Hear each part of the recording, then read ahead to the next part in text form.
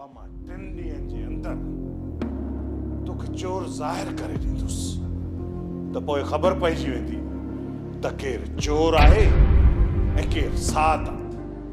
सिर्फ 3 ॾींहं का त न 3 ॾींहं, चौथे ॾींहं जो सिच उभरण कोन ॾींदुसि न त। छा कंदे कमाल खान तूं? कादन जी गिचीअ में रसो विझण वारो पूरे ॾेह में ॼाओ ई कोन्हे।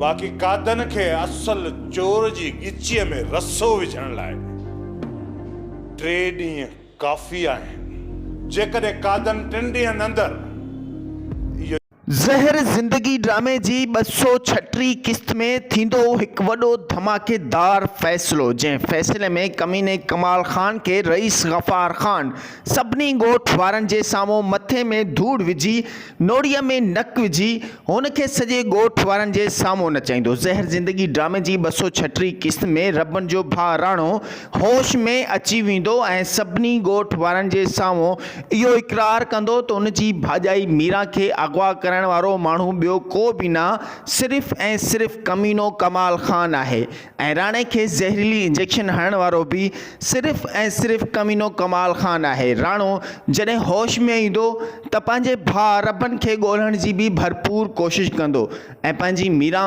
भाॼाई खे ॻोल्हण जी बि भरपूर कोशिशि कंदो। पर नाज़रीन, अव्हांखे ॿुधाईंदो हलां त ज़हर ज़िंदगी ड्रामे जी 236 ऐं 37 किस्त में हिकु धमाकेदार फ़ैसिलो थींदो। उन्हीअ फ़ैसिले में कमीनो कमाल ख़ान जेको ओठे जी ज़मीन मथां कब्ज़ो कयूं पियो आहे ऐं उनजो सोट जंहिंजे मथां कमीने कमाल ख़ान ऐं उनजे माण्हुनि खे 235 किस्त में कुटियो आहे, मारियो आहे, तशद्दुद कयो आहे, हिकु त इन्ही ॻाल्हि जो फ़ैसिलो कयो वेंदो ऐं ॿियो ज़हर ज़िंदगी ड्रामे जे मेन किरदारनि राणे ऐं मीरा जे मथां जेको ज़ुल्म थियो आहे उन हवाले सां रईस गफ़ार ख़ान हिकु वॾो फ़ैसिलो कंदो, जंहिं फ़ैसिले में कमीने कमाल ख़ान खे नक में नोड़ी विझी सॼे ॻोठ वारनि जे साम्हूं नचायो वेंदो ऐं मथे में मिटी विझी वेंदी। ज़हर ज़िंदगी ड्रामे जी हर एपिसोड ॾिसण लाइ ॾिसंदा सिर्फ़ु असांजी HD TV खे ऐं हर अपडेट खां बाख़बर थियण लाइ ॾिसंदा असांजी HD TV यूट्यूब चैनल खे। जेकॾहिं अव्हां असांजे चैनल ते बिल्कुलु ई नवां आहियो त काइंडली सब्सक्राइब ज़रूरु कंदा। सब्सक्राइब करण सां दोस्तों अव्हांजो बैलेंस त घटि कोन थींदो, पर असांजी हौसला अफ़ज़ाई ज़रूरु बुलंद थींदी। Thanks for watching. ॾिसंदा रहंदा सिर्फ़ु ऐं सिर्फ़ु असांजी HD TV। अल्लाह हाफ़िज़।